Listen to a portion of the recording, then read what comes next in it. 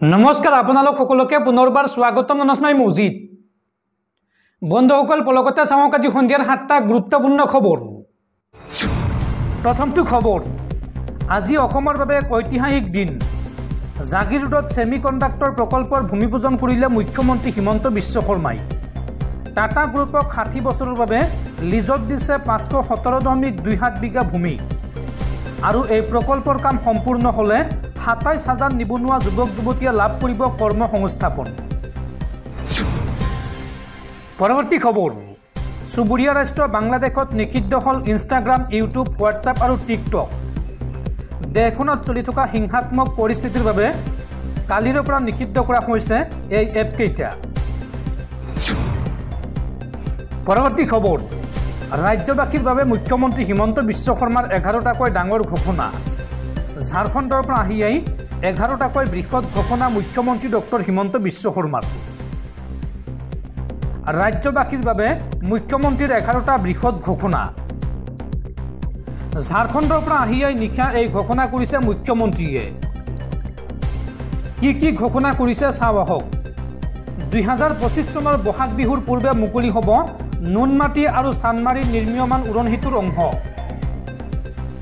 গুৱাহাটীত ring road নিৰ্মাণৰ বাবে কেন্দ্ৰীয় চৰকাৰে আবণ্টন দিলে 5,029 কোটি টকা। দুৰ্গা পূজাৰ মহাপঞ্চমীৰ দিনা মুকলি কৰা হ'ব JMCHৰ সন্মুখত নিৰ্মীয়মান ফ্লাইঅভাৰ। গহপুৰ গোলাঘাট সংযোগী সুৰংগ পথৰ বাবেও শীঘ্ৰেই চলোৱা হ'ব প্ৰস্তুতি। বিহু সংস্কৃতিৰ পিছত এইবাৰ বিশ্ব দৰবাৰলৈ নিয়া হ'ব ঝুমুৰ নৃত্য। 8,000 ঝুমুৰ শিল্পী অংশগ্ৰহণ কৰিব এই ঝুমুৰ নৃত্যত। আৰু ঝুমুৰ নৃত্যৰ পিছতে বাগৰুম্বা নৃত্যৰ বাবেও চৰকাৰে ল'ব বিশেষ পদক্ষেপ। কোকৰাঝাৰত 10,000 শিল্পীৰে অনুষ্ঠিত হ'ব এই বাগৰুম্বা নৃত্য। আৰু লগতে ৰাজ্যৰ পৰ্যটন উদ্যোগক বিশেষভাৱে শক্তিশালী কৰা হ'ব। আৰু লগতে চিকিৎসা সেৱাৰ মাচুল বৃদ্ধিক লৈও মুখ্যমন্ত্ৰীয়ে কৰিলে ডাঙৰ মন্তব্য। ৰাজ্যৰ দুখীয়া দৰিদ্ৰ লোকে দিব নালাগে মাচুল। সামাজিক মাধ্যম যোগে এইসমূহ বৃহৎ ঘোষণা কৰিছে মুখ্যমন্ত্ৰী ডক্টৰ হিমন্ত বিশ্ব শৰ্মাই। দৰ্শকসকল আৰু বহুতো গুৰুত্বপূৰ্ণ খবৰ আছে। তাৰ আগতে আপোনাক জনাওঁ যে যদি আপুনি এতিয়ালৈকে এইটো ভিডিঅ'ত লাইক কৰা নাই তেন্তে এতিয়াই ভিডিঅ'টোত লাইক কৰি দিয়ক। আৰু এনেকুৱা ধৰণৰ ভিডিঅ'সমূহ নিতৌ চাবলৈ চেনেলটো ছাবস্ক্ৰাইব কৰি কাষত থকা বেল আইকনটো প্ৰেছ কৰি ৰাখক। পৰৱৰ্তী খবৰ, আমেৰিকাৰ ৰাষ্ট্ৰপতি নিৰ্বাচনক লৈ ডাঙৰ খবৰ। ডনাল্ড ট্ৰাম্পৰ বিৰুদ্ধে ডেম'ক্ৰেটিক প্ৰাৰ্থী হ'ব ভাৰতীয় মূলৰ কমলা হেৰিছ। অৱশেষত ৰাষ্ট্ৰপতি নিৰ্বাচনৰ দৌৰৰ পৰা আঁতৰিল জো বাইডেন। আমেৰিকাৰ ৰাষ্ট্ৰপতি নিৰ্বাচনৰ বাবে প্ৰপত্ৰত স্বাক্ষৰ কৰি আনুষ্ঠানিকভাৱে প্ৰাৰ্থিত্ব ঘোষণা কৰে কমলা হেৰিছে। পৰৱৰ্তী খবৰ, বিশ্ববাসীলৈ আন এক ডাঙৰ খবৰ। পৃথিৱীত এটা দিন 24 ঘণ্টাৰ পৰিৱৰ্তে 25 ঘণ্টা হ'ব। লাহে লাহে পৃথিৱীৰ কাষৰ পৰা আঁতৰি গৈ আছে চন্দ্ৰ। উইসকনচিন মেডিচিন বিশ্ববিদ্যালয়ৰ গৱেষণাত প্ৰকাশ পাইছে এই তথ্য। পৰৱৰ্তী খবৰ, কেৰালাৰ ৱাইনাডত ভয়ংকৰ প্ৰাকৃতিক দুৰ্যোগ। কেৰালাৰ ৱাইনাডত ভয়ংকৰ ভূমিস্খলনত মৃতকৰ সংখ্যা 375 জনলৈ বৃদ্ধি। আৰু বৰ্তমানলৈকে সন্ধানহীন হৈ আছে 200ৰো অধিক লোক। বৰ্তমানে উদ্ধাৰ অভিযান অব্যাহত ৰাখিছে SDRF আৰু NDRFে। পৰৱৰ্তী খবৰ, বিদ্ৰোহী সংগঠন হামাছৰ মুৰব্বীক ইজৰাইলে হত্যা কৰাৰ পিছতে হামাছৰ নতুন মুৰব্বী নিৰ্বাচিত কৰা হৈছে। হামাছৰ নতুন মুৰব্বী হিচাপে নিৰ্বাচিত কৰা হৈছে খালিদ মেছালক। আৰু ইতিমধ্যে দায়িত্ব গ্ৰহণ কৰিছে খালিদ মেছালে। দায়িত্ব গ্ৰহণ কৰিয়েই ইজৰাইললৈ বান্ধি দিলে 48 ঘণ্টাৰ সময়। আৰু আজিয়ে ইজৰাইলৰ ওপৰত হ'ব পাৰে ভয়ংকৰ আক্ৰমণ।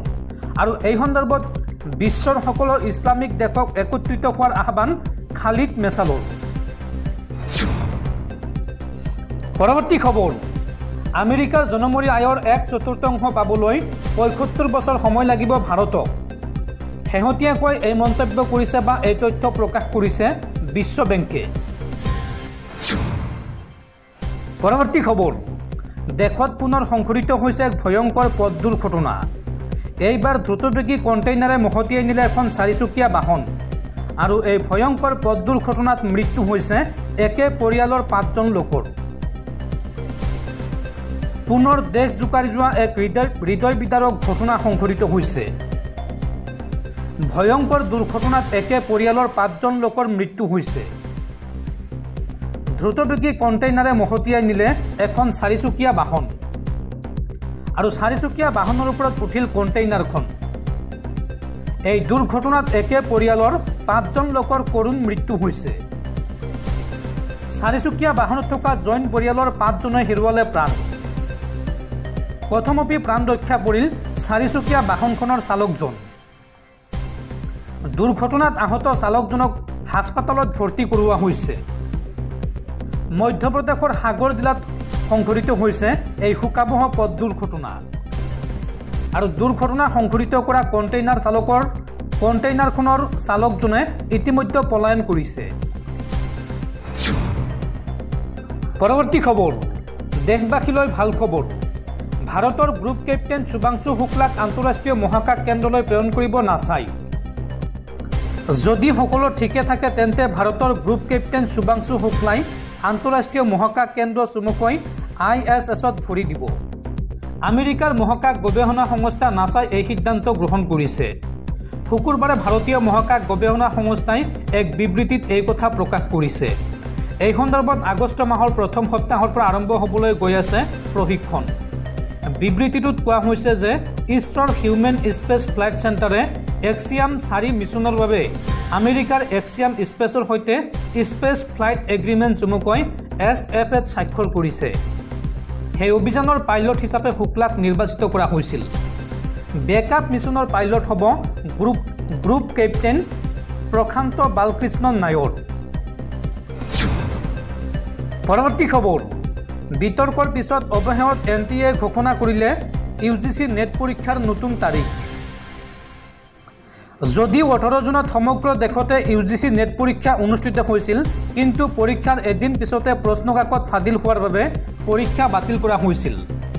সেই ঘটনাৰ প্ৰায় 2 মাহৰ পিছত পুনৰ এই পৰীক্ষাৰ তাৰিখ ঘোষণা কৰিলে ৰাষ্ট্ৰীয় পৰীক্ষণ সংস্থা চমুকৈ NTA। এই পৰীক্ষা 21 আগষ্টৰ পৰা আৰম্ভ হ'ব।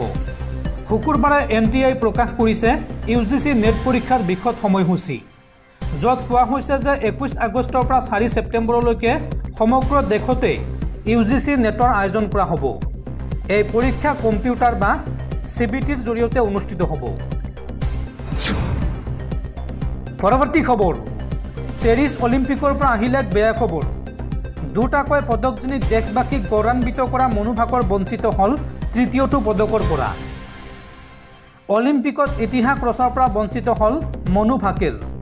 25 মিটাৰ পিষ্টল ইভেণ্টৰ ফাইনেলত 4ৰ্থ স্থানত মনু ভাকেৰ।